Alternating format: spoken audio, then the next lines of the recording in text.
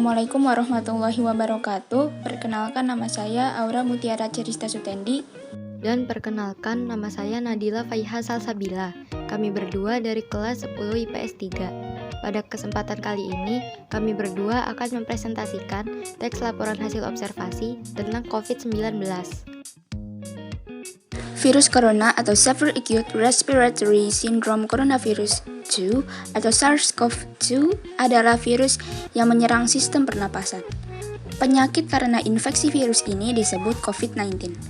Virus ini pertama kali ditemukan pada tahun 2019 di kota Wuhan, Cina. Virus corona bisa menyebabkan gangguan ringan pada sistem pernapasan, infeksi paru-paru yang berat, hingga kematian. Kini virus tersebut telah mewabah ke seluruh dunia, termasuk Indonesia. Virus ini telah merenggut ribuan nyawa manusia di seluruh dunia. Gejala yang muncul dari penyakit ini beragam, mulai dari gejala flu, batuk, sakit tenggorokan, nyeri otot, sakit kepala, demam, hilangnya indera penciuman dan perasa, bahkan ada yang sampai berkomplikasi berat, seperti pneumonia atau sepsis, atau bahkan bisa tidak bergejala sama sekali. Adanya virus corona ini menimbulkan berbagai macam dampak negatif, tidak hanya berdampak dalam kesehatan, namun juga berdampak dalam bidang ekonomi, bidang pendidikan, kejiwaan manusia, dan lain-lain.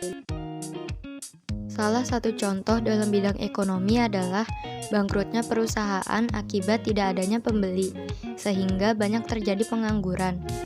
Dan contoh dalam bidang pendidikan ialah para pelajar harus melakukan kegiatan belajar mengajar dari rumah melalui metode daring. Virus corona merupakan virus yang pertama kali ditemukan pada tahun 2019 di kota Wuhan, Cina. Virus ini telah mewabah ke seluruh dunia termasuk Indonesia.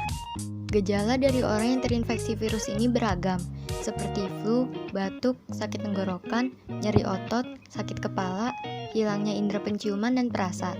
Bahkan ada yang tidak bergejala sama sekali.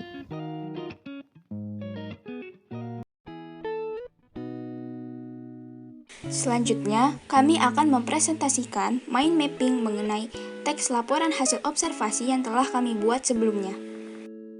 Yang pertama, terdapat pengertian. Teks laporan hasil observasi atau LHO adalah laporan berisi penjabaran umum mengenai sesuatu yang didasarkan pada hasil kegiatan observasi.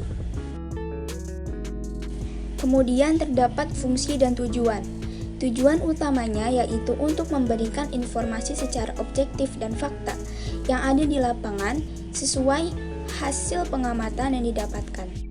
Fungsinya adalah melaporkan tanggung jawab atas sebuah tugas dan kegiatan pengamatan, menjelaskan dasar penyusunan kebijaksanaan, keputusan, dan atau pemecahan masalah dalam pengamatan, dan juga sarana untuk pendokumentasian sebagai sumber informasi terpercaya.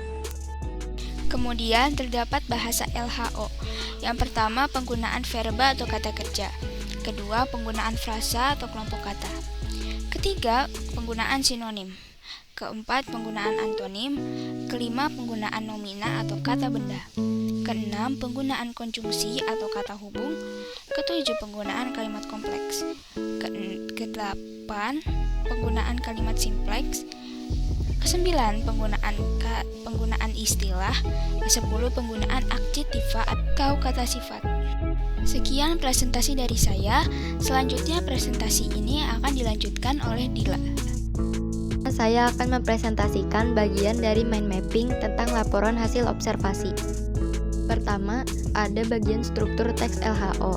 Struktur teks LHO terdiri dari pernyataan umum, deskripsi, dan kesimpulan.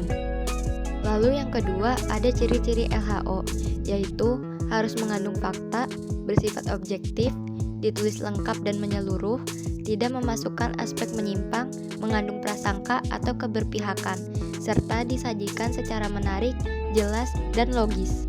Dan yang terakhir ada langkah-langkah pembuatan LHO, yaitu 1. Membuat judul laporan yang benar sesuai dengan pengamatan yang dilakukan. 2. Menyusun kalimat pembukaan. 3. Menyusun isi laporan yang berisi gagasan-gagasan pokok dan saran yang disertai alasan terhadap laporan hasil pengamatan. Dan yang keempat, menulis kalimat penutup. Sekian pembahasan dari kami. Wabillahi taufiq wal hidayah. Wassalamualaikum warahmatullahi wabarakatuh.